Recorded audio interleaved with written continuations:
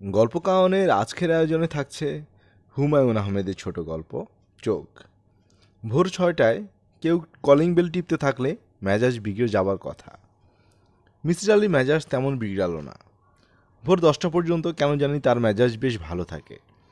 10টা থেকে খারাপ হতে থাকে, চূড়ান্ত রকমের খারাপ হয় 2টার দিকে, তারপর আবার ভালো হতে থাকে।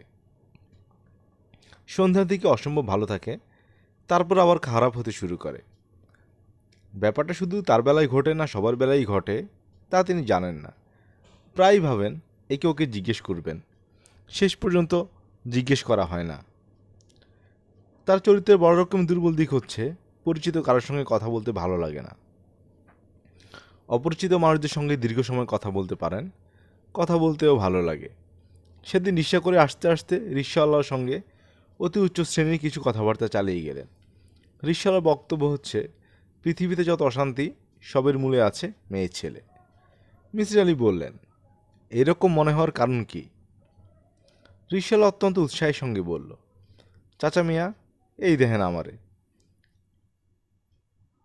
আজই আমি রিক্সা চালাই। এর কারণ কি? এর কারণ বিবি হাওয়া। বিবি হাওয়া যদি কুবুদ্ধি দিয়া বাবা আদমের গন্ধম ফল না খাওয়াইতো, তাহলে আজ আমি থাকতাম বেহেশতে। বেহেশতে তো আর রিক্সা চালানোর কোনো বিষয় নাই। কি কন চাচা মিয়া? গন্ধফল খাওয়ানোর কারণেই তো আজ আমি দুনিয়ায় আইসা পড়লাম। মিসির আলি রিক্সাওয়ালার কথাবার্তায় চমৎকৃত হলেন।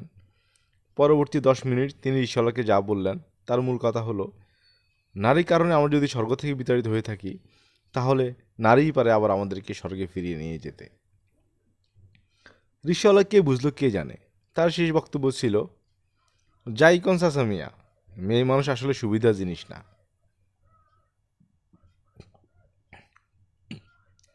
কলিং বেল আবার বাজছে। মিস্টার আলি বেল টেপার ধরন থেকে অনুমান করতে চেষ্টা করলেন কে হতে পারে। ভিখিরি হবে না, ভিখিরি এত ভোরে বের হয় না।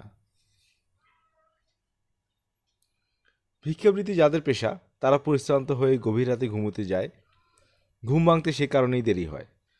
পরিচিত কেউ হবে না, পরিচিতরা এত ভোরে আসবে না। তাকে ঘুম থেকে ডেকে তুলতে পারে এমন ঘনিষ্ঠতা তার কারো সঙ্গেই নেই। যে এসেছে সে অপরিচিত, অবশ্যই মহিলা। পুরুষরা কলিং বেলের বোতাম অনেকক্ষণ চেপে ধরে থাকে, মেয়েরা তা পারে না। মেয়েটির বয়স অল্প, তা অনুমান করা যাচ্ছে। অল্প বয়স্ক মেয়েদের মধ্যে এক ধরনের ছটফটে ভাব থাকে। তারা অল্প সময়ের মধ্যে বেশ কয়েকবার বেল টিপবে, নিজেদের অস্থিরতা ছড়িয়ে দেবে কলিং বেলে।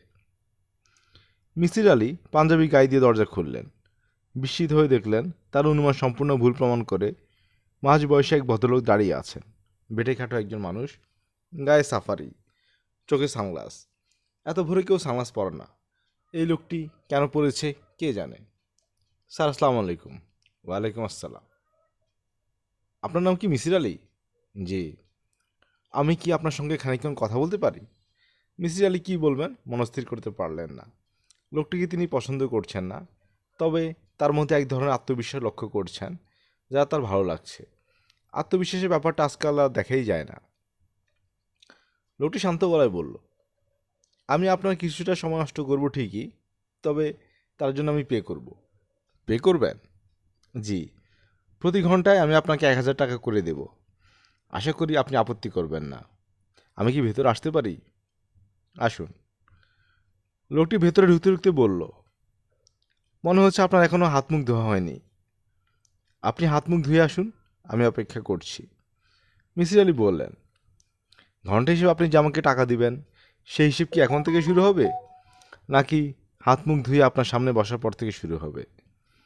লোকটি খানিকটা অপ্রস্তুত হয়ে বলল, টাকার কথা আপনি কি রাগ করেছেন? রাগ করিনি, মজা পেয়েছি। চা খাবেন? খেতে পারি, দুধ ছাড়া। মিসির আলি স্বাভাবিক ভঙ্গিতে বললেন, এক কাজ করুন, রান্নাঘরে চলে যান, কেতলি বসিয়ে দিন, 2 কাপ বানান, আমাকেও 1 কাপ দেবেন। ভদ্রলোক হতভম্ব হয়ে তাকিয়ে রইলেন। মিসির আলি হাসিমুখে বললেন, আমাকে ঘন্টা হিসেবে পে করুন বলে যেভাবে হকচকিয়ে দিয়েছিলেন, আমিও ঠিক একইভাবে আপনাকে হকচকিয়ে দিলাম। বসুন, চা বানাতে হবে না। 7টার সময় রাস্তার ওপাশে রেস্টুরেন্ট থেকে আমার জন্য চা নাস্তা নিয়ে আসে, তখন আপনার জন্যও চা নিয়ে দেব। Thank you sir. আপনি কথা বলার সময় বারবার বাঁদিকে ঘুরছেন। আমার মনে হচ্ছে আপনার বাঁ চোখটা নষ্ট। এই জন্য কি কালো চশমা পরে আছেন? ভদ্রলোক সহজ গলায় বললেন, জি। আমার বাচকটা পাথরের। ভদ্রলোক সোফার এক কোণে বসলেন। মিস্টার লক্ষ্য করলেন লোকটি শির দ্বারা সোজা করে বসে আছে। চাকরি ইন্টারভিউ দিতে গেলে ক্যান্ডিডেটরা যে ভঙ্গিতে চেয়ারে বসে, অবিকল সেই ভঙ্গি। মিসির আলি বললেন, আজকের খবরের কাগজ এখনও আসেনি, কতদিনে খবরের কাগজ দিতে পারি, আপনি যদি চোখ বুলাতে চান। আমি খবরের কাগজ পড়ি না, একা একা বসে থেকে আমার অভ্যাস আছে। আমার জন্য আপনার ব্যস্ত হতে হবে না। শুরুতে টাকা দেওয়ার কথা বলে যদি আপনাকে আহত করে থাকি, তার জন্য ক্ষমা প্রার্থনা করছি। মিসির আলি টুথব্রাশ হাতে বাথরুমে ঢুকে গেলেন। লোকটিকে তার বেশ ইন্টারেস্টিং বলে মনে হচ্ছে, তবে কোনো গুরুতর সমস্যা নিয়ে এসেছে বলে মনে হয় না। আজকাল অকারণে কিছু লোকজন এসে তাকে বিরক্ত করা শুরু করেছে। মাসখানেক আগে একজন এসেছিল ভূত বিশারদ। সে নাকি গবেষণাধর্মী একটি বই লিখছে, যার নাম বাংলা ভূত। এদেশে যত ধরনের ভূত পেতনি আছে সবার নাম আচার ব্যবহার বইয়ে লেখা। মেছো ভূত, গেছো ভূত, জলাভূত, শাকচুন্নি, কন্ধকাটা, কুনিভূত, আদিভূত, সর্বমোট 106 রকমের ভূত। মিসির আলি বিরক্ত হয়ে বলেছিলেন, ভাই আমার কাছে কেন? আমি সারা জীবন ভূত নেই এইটা প্রমাণ করতে চেষ্টা করেছি। সেই লোক মহা উৎসাহী হয়ে বলল, কোন কোন ভূত নেই বলে প্রমাণ করেছেন এইটা বলুন। আমার কাছে ক্যাসেট প্লেয়ার আছে, আমি টেপ করে নেব। সানগ্লাস পরায় বেটে ভদ্রলোক সেই পদের কেউ কিনা কে বলবে। তোয়ালে দিয়ে মুখ মুছতে মুছতে মিসির আলি বললেন, ভাই বলুন কি ব্যাপার? প্রথমে আমার নাম বলি। এখন আমি আপনাকে আমার নাম বলিনি। আমার নাম রাশিদুল করিম। আমেরিকার টেক্সাসের এমএন্ড বিশ্ববিদ্যালয়ের গণিত বিভাগের আমি একজন অধ্যাপক। বর্তমানে 1 বছরের সাবটিক্যাল লিভে দেশে এসেছি।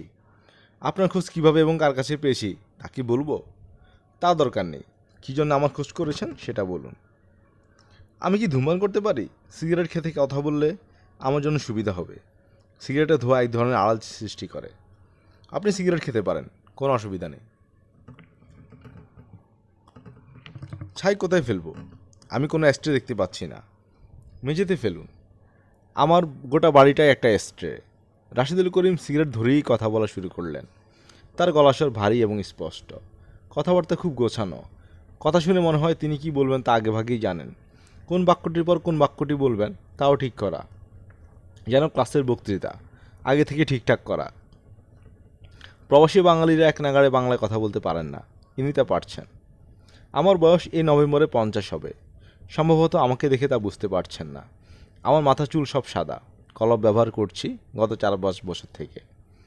আমার স্বাস্থ্য ভালো, নিয়মিত ব্যায়াম করি। মুখের চামড়া এখনও ভাঁজ পড়েনি। বয়সজনিত অসুখ বিসুখ কোনোটাই আমার নেই। আমার ধারণা শারীরিক এবং মানসিক দিক থেকে আমার কর্মক্ষমতা এখনও 35 বছরের যুবকের মতো। এই কথাটা বলার উদ্দেশ্য হচ্ছে আমি বিয়ে করতে যাচ্ছি। আজ আমার গায়ে হলুদ। মেয়ের পক্ষীয়রা সকাল 9টায় আসবে। আমি ঠিক 8টায় এখান থেকে উঠে যাব। 8টা পর্যন্ত সময় কি আমাকে দেবেন? দেব। ভালো কথা। এটা নিশ্চয়ই আপনার প্রথম বিয়ে না? এর আগেও আপনি বিয়ে করেছেন? জি, এর আগে একবার বিয়ে করেছি। এটি আমার দ্বিতীয় বিয়ে। আমি আগেও বিয়ে করেছি, তা কি করে বললেন? আজ আপনার গায়ে হলুদ, তা খুব সহজভাবে বললেন। দেখে অনুমান করলাম বিয়েতে প্রয়োজন আপনার মধ্যে দেখতে পাইনি। সব মানুষ তো একরকম নয়, এক একজন এক এক রকম। উত্তেজনার ব্যাপারটি আমার মধ্যে একেবারেই নেই।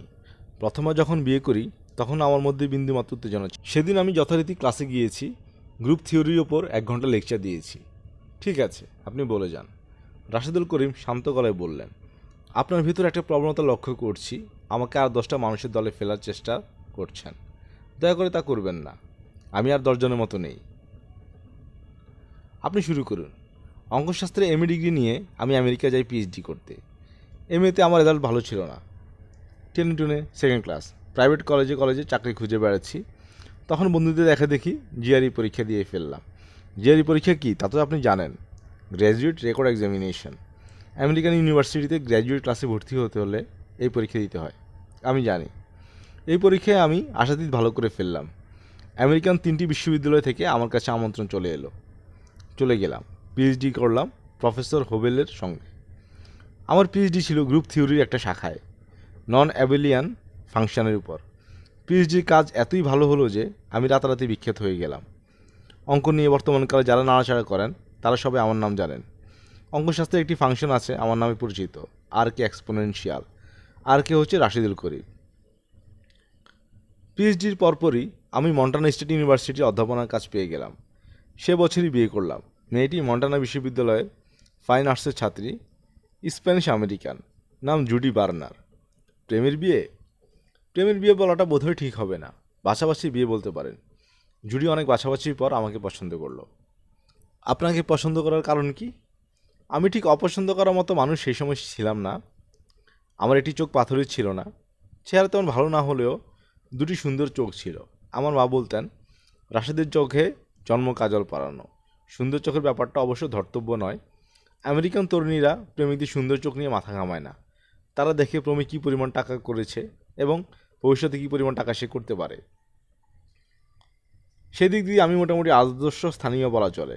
30 বছর বয়সে একটি আমেরিকান বিশ্ববিদ্যালয়ে ফ্যাকাল্টি পজিশন পেয়ে গেছি। টেনিউর পেতেও কোনো সমস্যা হবে না। জুডি স্বামী হিসেবে আমাকে নির্বাচন করলো। আমার দিক থেকে আপত্তির কোনো কারণ ছিল না। জুডি চমৎকার একটি মেয়ে। শত শত বছর সাধনার ধন হয়তো নয়, তবে বিনা সাধনায় পাওয়ার মতো মেয়েও নয়। বিয়ের 7 দিনের মাথায় আমরা হানিমুন করতে চলে গেলাম সান ফ্রান্সিসকো। উঠলাম হোটেল বেডফোর্ডে। দ্বিতীয় রাতের ঘটনা। ঘুমোচ্ছিলাম, কান্না শব্দে ঘুম ভেঙে গেল। তাকিয়ে দেখি জুডি পাশে নেই। ঘড়িতে রাত 3:10 বাজছে। বাথরুমের দরজা বন্ধ। সেখান থেকে ফুফিয়ে কান্না শব্দ আসছে। আমি বিস্মিত হয়ে উঠে গেলাম। দরজা ধাক্কা দিয়ে বললাম, কি হয়েছে জুডি, কি হয়েছে? কান্না থেমে গেল, তবে জুডি কোনো জবাব দিল না। অনেক ধাক্কাধাক্কির পর সে দরজা খুলে হতভম্ব হয়ে আমাকে দেখতে লাগলো। সে বলল, ভয় পেয়েছি। কিসের ভয়? জানি না। কিসের ভয়? ভয় পেয়েছো তো আমাকে ডেকে তোলোনি কেন? বাথরুমের দরজা বন্ধ করেছিলে কেন? জুডি জবাব দিল না, এক দৃষ্টিতে আমার দিকে তাকিয়ে রইল।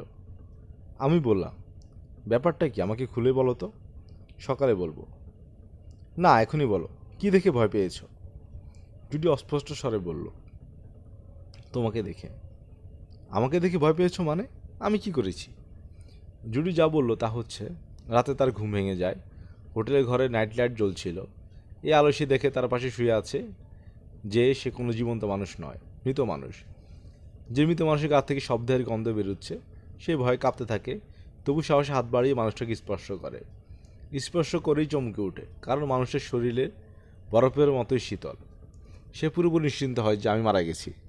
তার জন্য এটা বড় ধরনের শখ হলেও সে যথেষ্ট সাহস দেখায়।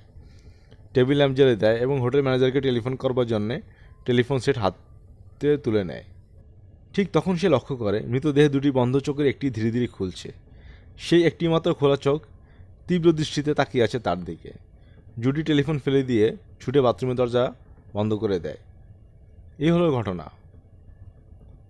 রাশেদুল করিম কথা শেষ করে সিগারেট ধরালেন, হাতের ঘড়ি দেখলেন। আমি বললাম, থামছেন কেন? 7টা বেজেছে। আপনি বলেছেন 7টার সময় আপনার জন্য চা আসে। আমি চায়ের জন্য অপেক্ষা করছি। চা খেয়ে শুরু করব। আমার গল্প শুনতে আপনার কেমন লাগছে? ইন্টারেস্টিং। এই গল্প কি আপনি অনেকের সঙ্গে করেছেন? আপনার গল্প বলার ধরন থেকে মনে হচ্ছে অনেকের সঙ্গেই গল্প করেছেন। আপনার অনুমান সঠিক। 6 থেকে 7 জনকে আমি বলেছি। এর মধ্যে সাইকিয়াট্রিস্ট আছেন, পুলিশের লোক আছে। পুলিশের লোক কেন? গল্প শেষ হলে বুঝতে পারবেন পুলিশের লোক কী জন্য। চা চলে এলো, চায়ের সঙ্গে পরোটা ভাজি। মিসির আলি নাস্তা করলেন। রাশেদুল করিম সাহেব পরপর 2 কাপ চা খেলেন। আমি কি শুরু করব? জি, শুরু করুন। আমাদের হানিমুন মাত্র 3 দিন স্থায়ী হলো। জুডিকে নিয়ে পুরনো জায়গায় চলে এলাম। মনটা খুবই খারাপ। জুডি কথাবার্তা কিছুই বুঝতে পারছি না। রোজ রাতে সে ভয়ঙ্কর চিৎকার করে উঠে, ছুটে ঘর থেকে বের হয়ে যায়। আমি যখন জেগে উঠি তাকে সান্ত্বনা দিতে যাই, তখন সে এমনভাবে তাকে যেন আমি একটা পিশাচ কিংবা মূর্তিমান শয়তান। আমার দুঃখের কোনো সীমা রইল না। সেই সময় নন অ্যাবিলিয়ন গ্রুপের উপর একটা জটিল এবং গুরুত্বপূর্ণ কাজ করছিলাম। আমার দরকার ঠান্ডা মাথায় চিন্তা করার মতো পরিবেশ, মানসিক শান্তি। সব দূর হয়ে গেল। অবশ্যই দিনের বেলা জুটি থাকে স্বাভাবিক, সে বদলাতে শুরু করে সূর্য ডোবার পর থেকে। আমি তাকে একজন সাইকিয়াট্রিস্টের কাছে নিয়ে গেলাম। সাইকিয়াট্রিস্ট প্রথমে সন্দেহ করলেন সমস্যা ড্রাগ ঘটিত, হয়তো জুডি ড্রাগে অভ্যস্ত। সে সময় বাজারে হ্যালুসিনেটিং ড্রাগ এলএসডির প্রথম এসেছে। শিল্প সাহিত্যের লোকজন শখ করে এই ড্রাগ খাচ্ছেন, গলায় গলায় বলছেন মাইন্ড অল্টারিং ট্রিপ নিয়ে এসেছি। জুডি ফাইন আর্টসের ছাত্রী, ট্রিপ নেওয়া তার পক্ষে খুব অস্বাভাবিক না। দেখা গেল ড্রাগ ঘটিত কোনো সমস্যা নেই, সে কখনো ড্রাগ নেয়নি। সাইকিয়াট্রিস্টরা তার শৈশবের জীবনে কোনো সমস্যা ছিল কি না তাও বের করতে চেষ্টা করলেন, লাভ হলো না। জুডি এসেছে গ্রামের কৃষক পরিবার থেকে। এ ধরনের পরিবারে তেমন কোনো সমস্যা থাকে না, জীবনযাত্রা সহজ এবং স্বাভাবিক। সাইকিয়াট্রিস্ট জুডিকে ঘুমের ওষুধ দিলেন। কড়া ডোজের ফেনোবারটিন। আমাকে বললেন, আপনি সম্ভবত লেখাপড়া নিয়ে থাকেন, স্ত্রীর প্রতি, বিশেষ করে নববিবাহিত স্ত্রীর প্রতি যতটা সময় দেওয়া দরকার তা দিচ্ছেন না। আপনার প্রতি আপনার স্ত্রী এক ধরনের ক্ষোভ জন্মগ্রহণ করেছে। সে যা বলছে তা ক্ষোভেরই বহিঃপ্রকাশ। জুরির কথা একটাই, আমি ঘুমাবার পর আমার দেহে প্রাণ থাকে না। একজন মৃত মানুষের শরীর যেমন অসহায় পড়ে থাকে, আমার শরীরও সেরকম পড়ে থাকে। ঘুমের মধ্যে মানুষ হাত নাড়ে, পা নাড়ে, আমি তার কিছুই করি না, নিঃশ্বাস পর্যন্ত ফেলি না। শরীর হয়ে যায় বরফের মতো শীতল। একসময় গা থেকে মৃত মানুষের শরীরের পচা গন্ধ বেরোতে থাকে এবং তখন আচমকা আমার বাঁ চোখ খুলে যায়। সেই চোখে আমি এক দৃষ্টিতে তার দিকে তাকিয়ে থাকি। সেই চোখের দৃষ্টি সাপের মতো কুটিল। জুডির কথা শুনে আমার ধারণা হলো, হতেও তো পারে, জগতে কত রহস্যময় ব্যাপারই তো ঘটে। হয়তো আমার নিজেরই কোনো সমস্যা আছে। আমি ডাক্তারের কাছে গেলাম, স্লিপ অ্যানালিস্ট। জানার উদ্দেশ্য একটাই, ঘুমের মধ্যে আমার কোনো শারীরিক পরিবর্তন হয় কি না। ডাক্তাররা পুঙ্খানুপুঙ্খ পরীক্ষা করলেন এবং একবার না, বারবার করলেন। দেখা গেল আমার ঘুম আর 10টা মানুষের ঘুমের চেয়ে আলাদা নয়। ঘুমের মধ্যে আমিও হাত পা নাড়ি। অন্য মানুষদের যেমন ঘুমের 3টি স্তর পার হতে হয়, আমারও হয়। ঘুমের সময় আর 10টা মানুষের মতো আমার শরীরের উত্তাপও 8 ডিগ্রি হ্রাস পায়। আমি অন্য সবার মতো স্বপ্ন দেখি ও দুঃস্বপ্নও দেখি। জুডি সব দেখে শুনে বলল, ডাক্তাররা জানে না, ডাক্তাররা কিছুই জানে না, আমি জানি। তুমি আসলে মানুষ থাকো, দিনের বেলা তুমি মানুষ থাকো, সূর্য ডোবার পর থাকো না। আমি কি হই? তুমি পিশাচ বা এই জাতীয় কিছু হয়ে যাও। আমি বললাম, এভাবে তো বাস করা সম্ভব না, তুমি বরং আলাদা হয়ে। খুবই আশ্চর্য ব্যাপার, জুডি তাতে রাজি হলো না। অতি তুচ্ছ কারণে আমেরিকানদের বিয়ে ভাঙে। স্বামীর পছন্দ হলুদ রঙের বিছানার চাদর, স্ত্রীর পছন্দ নীল রং, ভেঙে গেল বিয়ে। আমাদের এত বড় সমস্যা, কিন্তু বিয়ে ভাঙল না। আমি বেশ কয়েকবার তাকে বললাম, জুডি তুমি আলাদা হয়ে যাও, ভালো দেখে একটা ছেলেকে বিয়ে করো, সারা জীবন তোমার সামনে পড়ে আছে, তুমি এভাবে জীবনটা নষ্ট করতে পারো না। জুডি প্রতিবারই বলে, যাই হোক, যত সমস্যাই হোক, আমি তোমাকে ছেড়ে যাব না। I love you, I love you. আমি গল্পের প্রায় শেষ পর্যায়ে চলে এসেছি। শেষ অংশটি বলার আগে আমি আপনাকে আমার চোখের দিকে তাকাতে অনুরোধ করব। দয়া করে আমার চোখের দিকে তাকান। রাশিদুল করিম সানগ্লাস খুলে ফেলবেন। মিসির আলি তৎক্ষণাৎ বললেন, আপনার চোখ সুন্দর, সত্যি সুন্দর। আপনার মাঝে বলতেন, চোখে জন্ম কাজল, ঠিকই বলতেন। রাশিদুল করিম বললেন, পৃথিবীতে সবচেয়ে সুন্দর চোখ কার ছিল জানেন? ক্লিওপেট্রার। অধিকাংশ মানুষের তাই ধারণা। এই ধারণা সত্যি নয়। পৃথিবীতে সবচেয়ে সুন্দর চোখ ছিল বুদ্ধদেবের পুত্র কুণালের। ইংরেজ কবি শেলির চোখও খুব সুন্দর ছিল। আমার স্ত্রীর ধারণা, এই পৃথিবীতে সবচেয়ে সুন্দর চোখ আমার। জুডি বলতো, এই চোখের কারণেই সে কোনোদিন আমাকে ছেড়ে যেতে পারবে না। রাশিদুল করিম সানগ্লাস চোখে দিয়ে বললেন, গল্পের শেষ অংশ বলার আগে আমি আপনাকে ক্ষুদ্র ধন্যবাদ দিতে চাচ্ছি।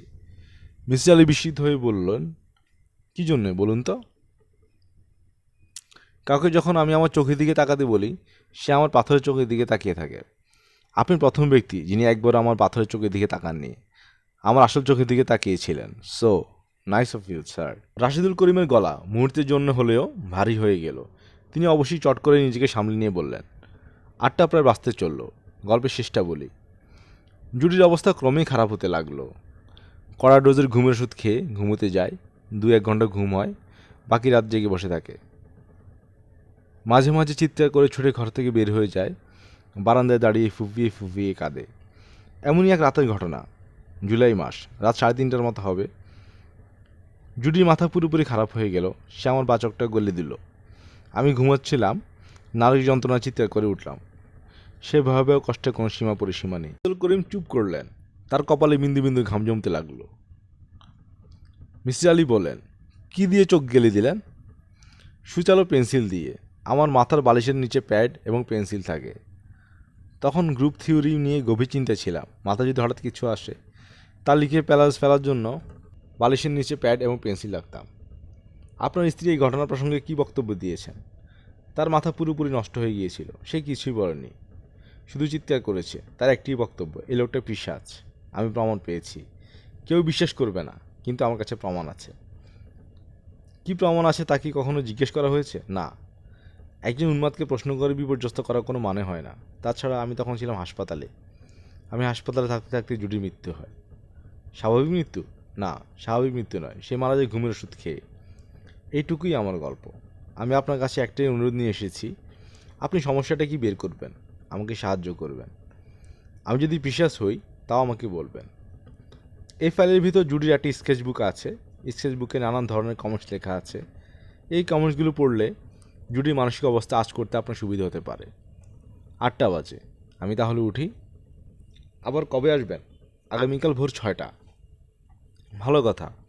আমার এই গল্পে কোথাও কি প্রকাশ পেয়েছে জুডিকে আমি কতটা ভালোবাসতাম? না, প্রকাশ পায়নি। জুডির প্রতি আমার ভালোবাসা ছিল সীমাহীন। আমি এখন উঠছি। ছিল বলছেন কেন? এখন কি নেই? ভদ্রলোক জবাব দিলেন না। রাশেদুল করিম চলে যাওয়ার পর মিসেস আলী ফাইল খুললেন। ফাইলের শুরুতে একটা খাম, খামের ওপর মিসেস আলীর নাম লেখা। মিসেস আলী খাম খুললেন। খামের ভেতর ইংরেজিতে একটা চিঠি লেখা, সঙ্গে 4টি $100 নোট। চিঠি খুবই সংক্ষিপ্ত। প্রিয় মহোদয়, আপনার সার্ভিসের জন্য সম্মানী বাবদ সামান্য কিছু দেওয়া হলো। গ্রহণ করলে খুশি হব। বিনীত আর করিম। মিসেস আলী স্কেচবুকের প্রতিটি পাতা সাবধানে উল্টালেন। চারকোল এবং পেন্সিলে স্কেচ আঁকা, প্রতিটি স্কেচের নিচে আঁকার তারিখ। স্কেচের বিষয়বস্তু অতি তুচ্ছ, সবই ঘরোয়া জিনিস। একজোড়া জুতা, মল আর্ট, সেরা বই, টিভি, বুকশেলফ। স্কেচবুকের শেষের দিকে শুধুই চোখের ছবি, বিড়ালের চোখ, কুকুরের চোখ, মাছের চোখ এবং মানুষের চোখ। মানুষের চোখের মডেল যে রাশেদুল করিম তা বলার অপেক্ষা রাখে না। না বললেও ছবির নিচে মন্তব্য থেকে বোঝা যাচ্ছে। মন্তব্যগুলি বেশ দীর্ঘ। যেমন একটি মন্তব্য, আমি খুব মন দিয়ে আমার স্বামীর চোখ লক্ষ্য করছি। মানুষের চোখ এক এক সময় এক এক রকম থাকে। ভোরবেলার চোখ এবং দুপুরের চোখ এক নয়। আরও একটি জিনিস লক্ষ্য করলাম, চোখের আইরিশের ট্রান্সপারেন্সি মুডির উপর বদলায়। বিষাদগ্রস্ত মানুষের চোখের আইরিশ থাকে অস্বচ্ছ। মানুষ যতই আনন্দিত হতে থাকে তার চোখের আইরিশ ততই স্বচ্ছ হতে থাকে। আমার এই অবজারভেশন কতটুকু সত্য তা বুঝতে পারছি না। মেয়েটি মাঝে মাঝে তার মনের অবস্থাও লিখেছে, অনেকটা ডায়েরি লেখার ভঙ্গিতে। মনে হয় হাতের কাছে ডায়েরি না থাকায় স্কেচবুকে লিখে রেখেছে। সব লেখাই পেন্সিলে। প্রচুর কাটাকুটি আছে। কিছু লাইন রবার ঘষে তুলেও ফেলা হয়েছে। 14/4/82। আমি ভয়ে অস্থির হয়ে আছি। নিজেকে বোঝানোর চেষ্টা করছি এই ভয় অমূলক। বুঝাতে পারছি না আমি আমার স্বামীকে ভয় পাচ্ছি। এই তথ্য স্বভাবতই স্বামী বেচারার জন্য সুখকর নয়। সে নানাভাবে আমাকে সান্ত্বনা দেওয়ার চেষ্টা করছে। কিছু কিছু চেষ্টা বেশ হাস্যকর। আজ আমাকে বলল, জুডি আমি ঠিক করেছি এখন থেকে রাতে ঘুমোবো না। আমার অঙ্ক সমস্যা নিয়ে ভাববো, একালে কী করবো। তুমি নিশ্চিন্ত হয়ে ঘুমাও, আমি দিনের বেলায় ঘুমোবো। একজন মানুষের জন্য 4 ঘন্টা ঘুমই যথেষ্ট। নেপোলিয়ন মাত্র 3 ঘন্টা ঘুমাতেন। আমি এই গম্ভীর স্বল্পবাসী লোকটিকে ভালোবাসি ভালোবাসি ভালোবাসি ভালোবাসি। আমি চাই না আমার কোনো কারণে সে কষ্ট পাক, কিন্তু সে কষ্ট পাচ্ছে, খুব কষ্ট পাচ্ছে। হে ঈশ্বর, তুমি আমার মন শান্ত করো, আমার ভয় দূর করে দাও। 21/4/1982। যে জিনিস খুব সুন্দর তা কত দ্রুত অসুন্দর হতে পারে, বিস্মিত হয়ে আমি তাই দেখছি। রাশেদের ধারণা আমি অসুস্থ। সত্যি কি অসুস্থ? আমার মনে হয় না, কারণ এখনও ছবি আঁকতে পারছি। একজন অসুস্থ মানুষ আর যাই পারুক ছবি আঁকতে পারে না। গত 2 দিন ধরে ওয়াটার কালারে বাসার সামনের চেরি গাছে ফুল ধরতে চেষ্টা করছিলাম। আজ সেই ফুল কাগজে বন্দি করেছি। অনেকক্ষণ ছবিটির দিকে তাকিয়ে রইলাম। ভালো হয়েছে। রাশেদ ছবি তেমন বুঝে বলে মনে হয় না। সে মুগ্ধ হয়ে অনেকক্ষণ দেখল, তারপর বলল, আমি যখন বুড়ো হয়ে যাব, বিশ্ববিদ্যালয় থেকে অপশন নেব, তখন তুমি আমাকে ছবি আঁকা শিখিয়ে দেবে। এই কথাটি সে আজ প্রথম বলেনি, আগেও বলেছে। আন্তরিক ভঙ্গিতে বলেছে। কেউ যখন আন্তরিকভাবে কিছু বলে তখন তার টের পাওয়া যায়। আমার মনে হয় না সে কোনোদিন ছবি আঁকবে। তার মাথায় অঙ্ক ছাড়া কিছুই নেই। 21/5/1982। আমি ছবি আঁকতে পারছি না। যেখানে নীল রং চড়ানো দরকার সেখানে গাঢ় হলুদ রং বসাচ্ছি। ডাক্তার সিডেটিভের পরিমাণ বাড়িয়ে দিয়েছি। সারাক্ষণ মাথা ঝিম ধরে থাকে। আমার জানি খুব বমি হচ্ছে। আজ দুপুরে অনেকক্ষণ ঘুমুলাম। মজার ব্যাপার হচ্ছে সুন্দর একটা স্বপ্নও দেখে ফেললাম। সুন্দর স্বপ্ন আমি অনেকদিন দেখি না, অনেকদিন দেখি না, অনেকদিন দেখি না, অনেকদিন দেখি না। আচ্ছা, আমি কি পাগল হয়ে যাচ্ছি? শুনেছি পাগলরাই একই কথা বারবার লেখে, কারণ তাদের মাথায় একটি বাক্যই বারবার ঘুরপাক খায়। বৃহস্পতিবার কিংবা বুধবার। আজ কত তারিখ আমি জানি না। বেশ কয়েকদিন ধরেই দিন তারিখ গিয়ে গণ্ডগোল হচ্ছে। আজ কত তারিখ তা জানার কোনো রকম আগ্রহ বোধ করছি না। তবে মনের অবস্থা লেখার চেষ্টা করছি, যাতে পরবর্তী সময়ে কেউ আমার লেখা পড়ে বুঝবে যে মাথা খারাপ হওয়ার সময় একজন মানুষ কী ভাবে, কী চিন্তা করে। মাথা খারাপের প্রথম লক্ষণ হচ্ছে আলো অসহ্য হওয়া। আমি এখন আলো সহ্য করতে পারি না। দিনের বেলায় দরজা জানালা বন্ধ করে রাখি। ঘর অন্ধকার বলেই প্রায় অনুমানের উপর নির্ভর করে আজকের এই লেখা লিখছি। দ্বিতীয় লক্ষণ হচ্ছে সারাক্ষণ শরীরে এক ধরনের জ্বালা অনুভব করা। মনে হয় সব কাপড় খুলে বাথটাবে শুয়ে থাকতে পারলে ভালো হতো। আমার আগে যারা পাগল হয়েছে তাদেরও কি এমন হয়েছে? জানার জন্য পাবলিক লাইব্রেরিতে টেলিফোন করেছিলাম। আমি খুব সহজভাবে বললাম, আচ্ছা, আপনাদের এখানে পাগলের লেখা কোনো বই আছে? যে মেয়েটি টেলিফোন ধরেছিল সে বিস্মিত হয়ে বলল, পাগলের লেখা বই মানে কি বোঝাচ্ছেন? মানসিক রোগীদের লেখা বই। মানসিক রোগীরা বই লিখবে কেন? কেন লিখবে না? আমি তো লিখছি। বই অবশ্যই নয়, ডায়েরি আকারের লেখা। ও আচ্ছা, ঠিক আছে, আপনার বই ছাপা হোক। ছাপা হওয়ার পর অবশ্যই আমরা আপনার বইয়ের কপি সংগ্রহ করব। আমি মনে মনে হাসলাম। মেয়েটি আমাকে উন্মাদ ভাবছে। ভাবুক, উন্মাদকে উন্মাদ ভাববে না তো কী ভাববে? রাত 2:10। আমার মা এই কিছুক্ষণ আগে টেলিফোন করলেন। দুপুরেতে তার টেলিফোন করার অভ্যাস আছে। এটা বদ অভ্যাস। আমার মার অনিদ্রা রোগ আছে, কাজেই তিনি মনে করেন পৃথিবীর সবাই অনিদ্রা রোগী। যাই হোক, আমি জেগেছিলাম। মা বললেন, জুডি, তুই আমার কাছে চলে আয়। আমি বললাম, না, রাশেদকে ফেলে আমি যাব না। মা বললেন, আমি তো শুনলাম ওকে নিয়েই তোর সমস্যা। ওকে নিয়ে আমার কোনো সমস্যা নেই মা। I love him, I love him, I love him. চিৎকার করছিস কেন? চিৎকার করছি না মা, টেলিফোন রাখি। কথা বলতে ভালো লাগছে না। আমি টেলিফোন নামিয়ে রাখলাম। রাশেদকে ফেলে যাওয়ার প্রশ্নই ওঠে না। আমার ধারণা রাশেদ নিজে অসুস্থ হয়ে পড়েছে। সেও এখন রাতে ঘুমায় না। গ্রুপ থিওরির যে সমস্যাটি নিয়ে সে ভাবছিল, সেই সমস্যার সমাধান অন্য কে নাকি বের করে ফেলেছে। জার্নালে ছাপা হয়েছে। সে গত পরশু ওই জার্নাল পেয়ে কুচি কুচি করে ছিঁড়েছে। শুধু তাই না, বারান্দার এক কোণে বসে ছেলে মানুষের মতো কাঁদতে শুরু করেছে। আমি সান্ত্বনা দেওয়ার জন্য তার কাছে গিয়ে চমকে উঠলাম। সে কাঁদছে ঠিকই, কিন্তু তার বাঁ চোখ দিয়ে পানি পড়ছে, ডান চোখ শুকনো।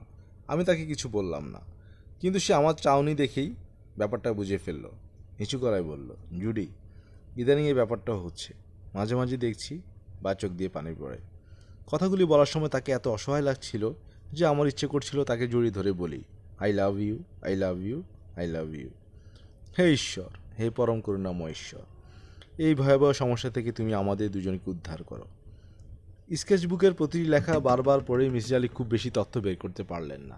তবে গুরুত্বপূর্ণ তথ্য যা জানা গেল তা হচ্ছে, মেয়েটি তার স্বামীকে ভালোবাসে, যে ভালোবাসায় এক ধরনের সারল্য আছে। স্কেচবুকে কিছু স্প্যানিশ ভাষায় লেখা কথাবার্তাও আছে। স্প্যানিশ ভাষা না জানার কারণে তার অর্থ উদ্ধার করা সম্ভব হলো না। তবে এই লেখাগুলি যেভাবে সাজানো তাতে মনে হচ্ছে কবিতা কিংবা গান হবে। ঢাকা বিশ্ববিদ্যালয়ের মডার্ন ল্যাঙ্গুয়েজ ইনস্টিটিউটে স্কেচবুক নিয়ে গেলেই ওরা পাঠোদ্ধারের ব্যবস্থা করে দিবে।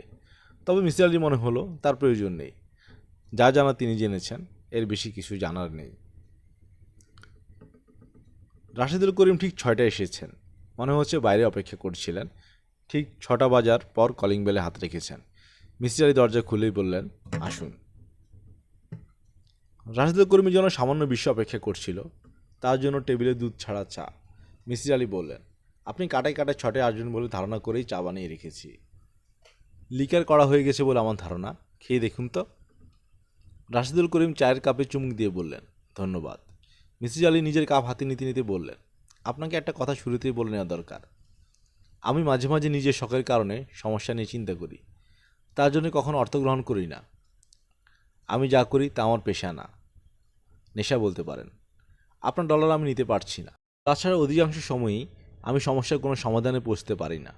আমার কাছে প্রায় 500 পৃষ্ঠার একটি নোট বই আছে। ওর নোট বই ভর্তি এমন সব সমস্যা আছে যার সমাধান আমি বের করতে পারিনি। আপনি কি আমার সমস্যাটা কিছু সমাধান বের করেছেন?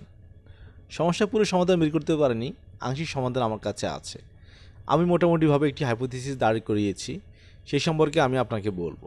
আপনি নিজে ঠিক করলেন আমার হাইপোথিসিসে কী কী ত্রুটি আছে, তখন আমরা দুজন মিলে ত্রুটিগুলো ঠিক করব। শুনি আপনার হাইপোথিসিস। আপনার স্ত্রী বলেছেন ঘুমাবার সময় আপনি মৃত মানুষের মতো হয়ে যান। আপনার হাত পা নড়ে না, পাথরের মূর্তির মতো বিছানায় পড়ে থাকেন, তাই না?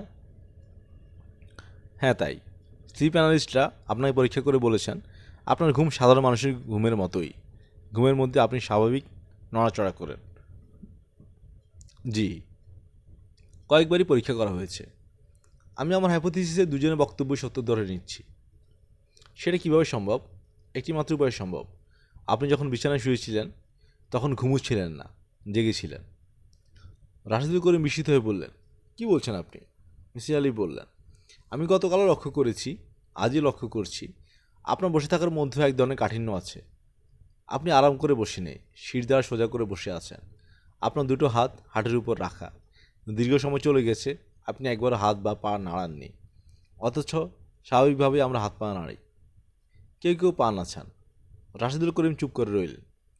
মিসির আলী বললেন, ওই রাতে আপনি বিছানায় শুয়েছেন, মূর্তির মতো শুয়েছেন, চোখ বন্ধ করে ভাবছেন আপনার অঙ্কের সমস্যা নিয়ে, গভীরভাবে ভাবছেন। মানুষ যখন গভীরভাবে কিছু ভাবে তখন এক ধরনের ট্রেন্স স্টেটে ভাবজগতে চলে যায়। গভীরভাবে কিছু ভাবা হচ্ছে এক ধরনের মেডিটেশন। রাশেদুল করিম সাহেব, জি। অঙ্ক নিয়ে ওই ধরনের গভীর চিন্তা কি আপনি প্রায়ই করেন না? জি, করি। আপনি কি লক্ষ্য করেছেন এই সময় আশেপাশে কী ঘটছে তা আপনার খেয়াল থাকে না? লক্ষ্য করেছি। আপনি নিশ্চয়ই আর লক্ষ্য করেছেন যে এই অবস্থা আপনি ঘন্টার পর ঘন্টা পার করে দিচ্ছেন। লক্ষ্য করেননি? করেছি। তাহলে আমি আমার হাইপোথিসিসে ফিরে আসি। আপনি বিছানায় শুয়ে আছেন, আপনার মাথায় অঙ্কের জটিল সমস্যা। আপনি ভাবছেন আর ভাবছেন। আপনার হাত পা নড়ছে না, নিঃশ্বাস এত ধীরে পড়ছে যে মনে হচ্ছে আপনি মৃত। রাশেদুল করিম সাহেব সানগ্লাস খুলে এক দৃষ্টিতে তাকিয়ে রইলেন। মিসির আলী বললেন, ভালো কথা। আপনি কি লেফট হ্যান্ডেড পারসন? ন্যাটা? ভদ্রলোক বিস্মিত হয়ে বললেন, হ্যাঁ। কেন বলুন তো?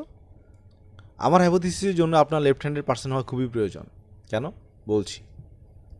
তার আগে শুরুতে যা বলছিলাম সেখানে ফিরে যাই। দৃশ্যটি আপনি দয়া করে কল্পনা করুন। আপনি এক ধরনের ট্রেন্স অবস্থায় আছেন।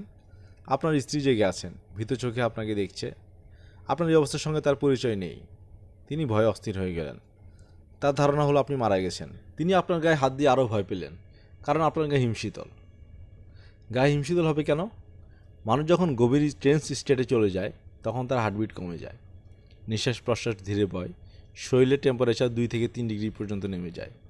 এইটুকু নেমে যাওয়া মানে অনেকখানি নেমে যাওয়া। যাই হোক, আপনার স্ত্রী আপনার গায়ে হাত দেওয়ার কিছুক্ষণের মধ্যে আপনি তাকালেন কিন্তু এক চোখ মেলে, বা চোখে। ডান চোখটি তখনও বন্ধ। কেন? ব্যাখ্যা করছি।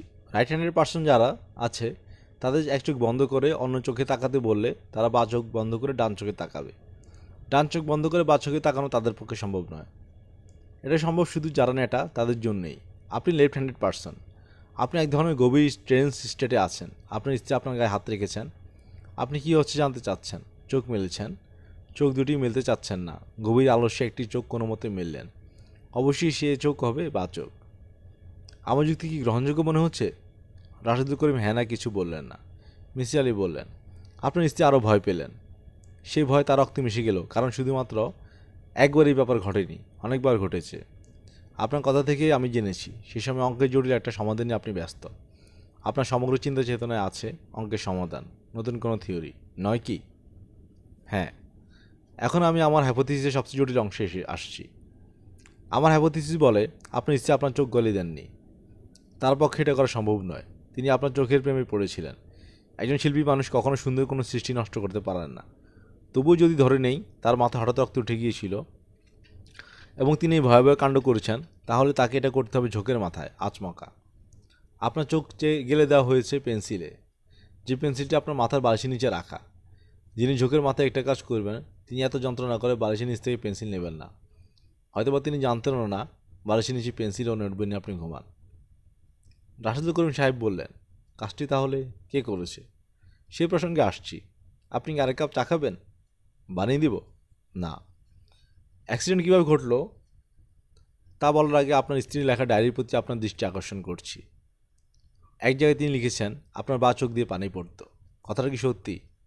হ্যাঁ, সত্যি। কেন পড়তো? একটি চোখ কেন কাঁদতো? আপনার কি ধারণা? রাশেদুল করিম বললেন, আমার কোনো ধারণা নেই। আপনার ধারণাটা বলুন।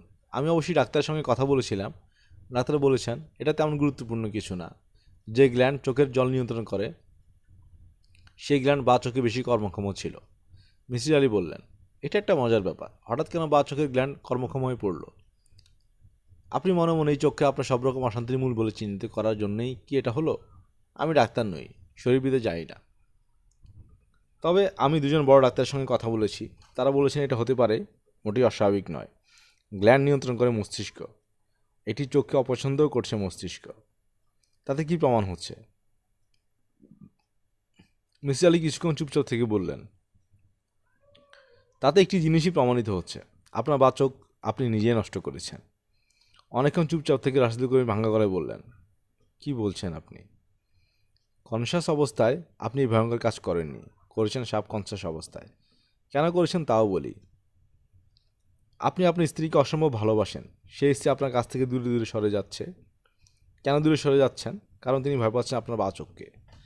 আপনি আপনার স্ত্রীকে হারাচ্ছেন বাচকের জন্য।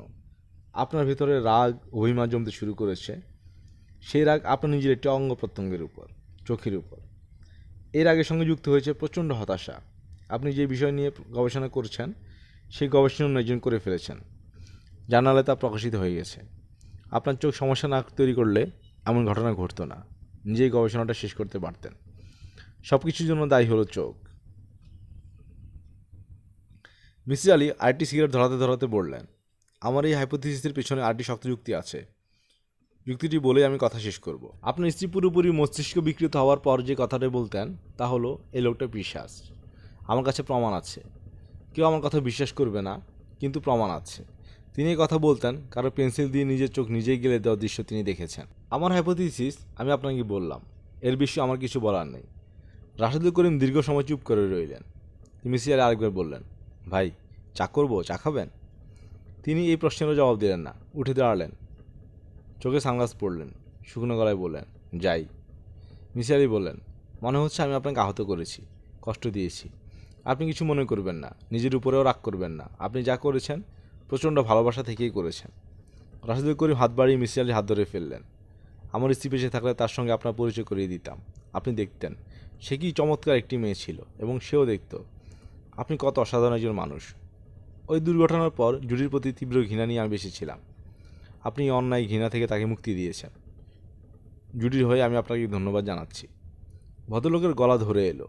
তিনি চোখ থেকে সানগ্লাস খুলে ফেলে বললেন, মিসির আলি সাহেব, ভাই দেখুন, আমার দুটি চোখ থেকেই এখন পানি পড়ছে। চোখ পাথরের হলেও চোখের অশ্রুগ্রন্থি এখনও কার্যক্রম। 20 বছর পর এই ঘটনা ঘটল। আচ্ছা ভাই, যাই। 2 মাস পরে আমেরিকা থেকে বিমান ডাকে মিসির আলি বড় একটা প্যাকেট পেলেন। সেই প্যাকেটে জল রঙে আঁকা একটা চেরি গাছের ছবি, অপূর্ব ছবি। ছবির সঙ্গে একটা নোট। রাশেদুল করিম সাহেব লিখেছেন, আমার সবচেয়ে প্রিয় জিনিসটি আপনাকে দিতে চাচ্ছিলাম। এই ছবিটির চেয়ে প্রিয় কিছু এই মুহূর্তে আমার কাছে নেই, কোনো দিন হবে বলেও মনে হয় না। আপনারা এতক্ষণ শুনছিলেন হুমায়ুন আহমেদ রচিত ছোট গল্প চোখ। আমরা নিয়মিত গল্প পাঠ করে শোনাচ্ছি। নিয়মিত গল্প শুনতে আমাদের চ্যানেলটি সাবস্ক্রাইব করে পাশে থাকুন। ভালো থাকুন। ধন্যবাদ।